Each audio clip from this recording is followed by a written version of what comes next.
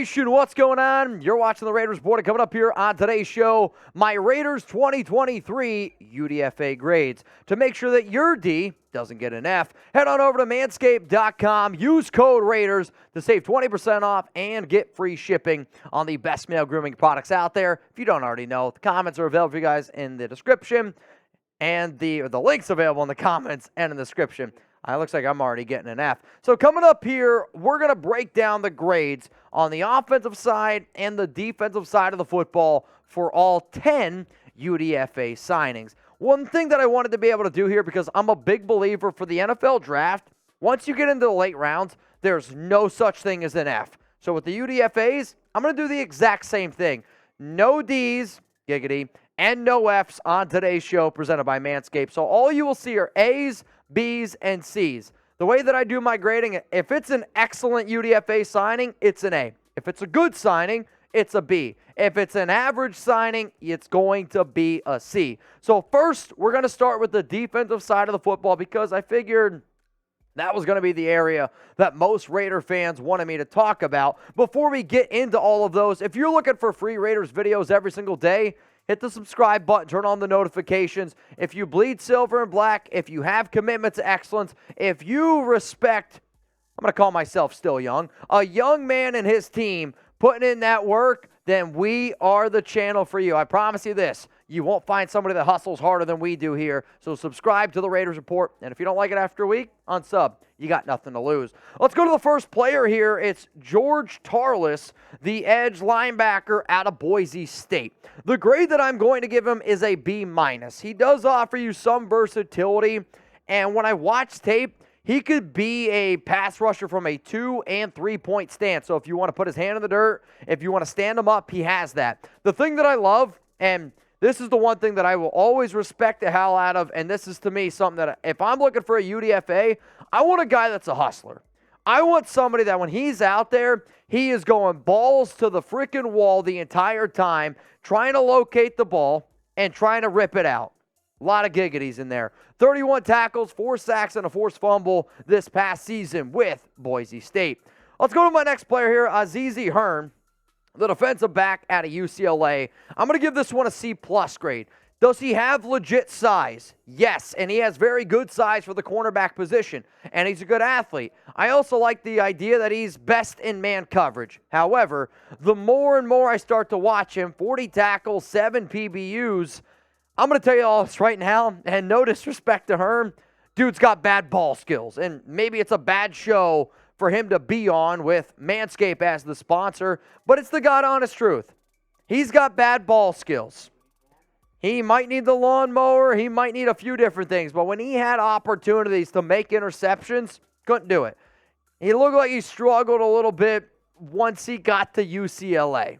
Honest truth. However, I'm going to go this one here. This one's going to be an A grade. It's Jaydon Grant, the defensive back from Oregon State. Quick feet, great change of direction ability, which to me is something that I like to see. Has tons of playing experience with the Beavers, and great, showed the ball skills that you're looking to cover, and he knows how to break on a route.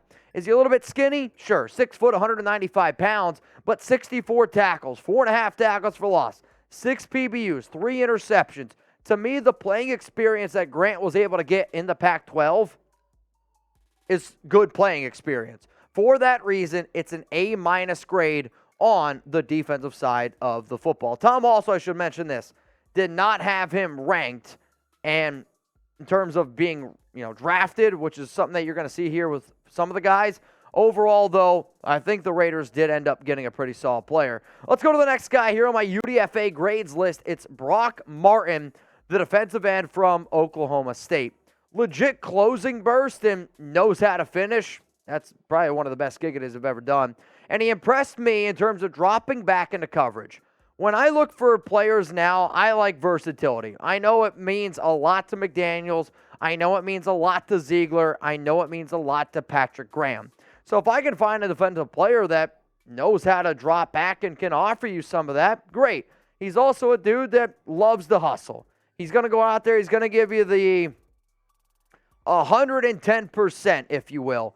Is he undersized to be a defensive end in the NFL? No doubt about it. And that's why he needs to have that ability to play that defensive end linebacker role where you can drop him back into coverage. Tom did not have him getting drafted, so you will see some of the players on today's show that Tom did think could get drafted. But for Brock Martin, good player, and glad he's in the silver and black. To make sure that your black hole stays 100% clean, you can use the Lawnmower 4.0 on that. And if anybody wants to get their hands on the best male grooming tools out there, you can go to manscaped.com, use code Raiders for 20% off, and you can get free shipping. If you want to get your hands on the perfect package, and the reason why it's called that is because it makes your package perfect, A+ grade. You get the ball toner, the ball deodorant. You're going to get the most comfortable boxers that you have ever worn, and that is a promise. Also, the new boxers that Manscaped released, they literally have a pouch in there that you can put your balls in. Like, literally, it just sits right in there. They are great if you want to work out, if you want to go for a run, if you just, jump around a little bit. You're comfortable. It's all good. Manscaped.com, code Raiders is the place to go. Let's go to the top defensive grade that I have here on today's show. It's Drake Thomas, linebacker from NC State. This kid is going to be a player that people, especially Raider fans in the preseason, they're going to love him. He is aggressive, and he is one talented run stopper. From a run-stopping perspective, he should have been drafted. The problem is he's bad in coverage. He is relentless. He hustles his freaking butt off. He is going to make the coaching staff very, very happy. And honestly, he's got a legit shot at making the team. Like, I mean that. And he might be a gunner. You might see him on special teams. This kid is going to find a spot on an NFL roster. Maybe it's on the Raiders, maybe it's not. He's that good. 101 tackles for the Wolfpack last season, 19 tackles for loss, 7.5 sacks, 4 PBUs. There are certain players that get, an enjoyment out of tackling guys and hitting people. And when he's on tape for NC State, he's around the football all the time. Like, this dude wakes up every single morning, loves to hit guys. He eats a bowl of nail for breakfast without any milk. That's the type of player Drake Thomas is. That's why I'm giving this one an A+ grade. Let's go to another player that I actually do like quite a bit. Adam Plant Jr., the defensive lineman from UNLV. He's skinny, and he needs to add some weight. And you're hoping with him going to the NFL, him, getting, we'll say, a nutritional coach, a strength and conditioning coach, he can thicken up. He plays heads-up football. If you played Madden, he would probably have the highest awareness out of any player that the Raiders have as a UDFA. Impressive edge speed. He just needs to add the weight. Like, to me, you have Chandler Jones, you have Tyree Wilson.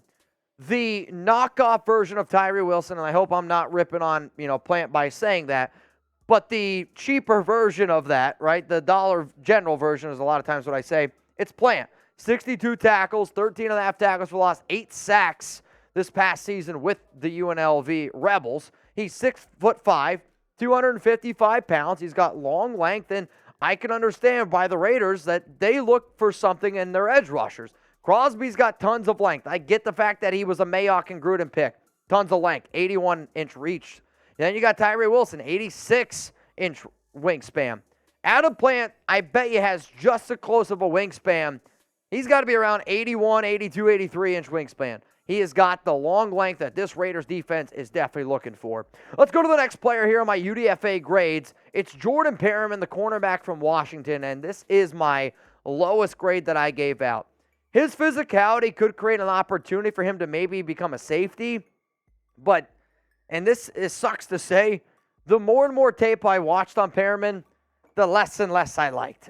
He really struggled in coverage once he made the leap to the Pac-12.